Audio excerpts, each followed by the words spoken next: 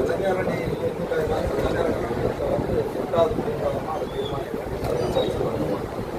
காங்கிரஸ் கட்சியை எந்த காலகட்டத்திலும் யாருடைய யாருக்கு தோலையும் சவாரி செய்த கட்சி காங்கிரஸ்.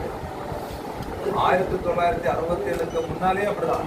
1967க்கு பிறகு நீங்க வரலாற்று படிச்சு பார்த்துக்கோங்க.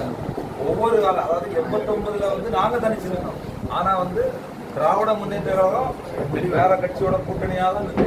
அப்படிதான் ஒவ்வொரு காலகட்டத்திலும் திராவிட முன்னேற்ற கழகம் கூட்டணி கட்சிகளோடு சேர்ந்துதான் இன்னைக்கு முதலமைச்சர் ஆயிருக்காங்க.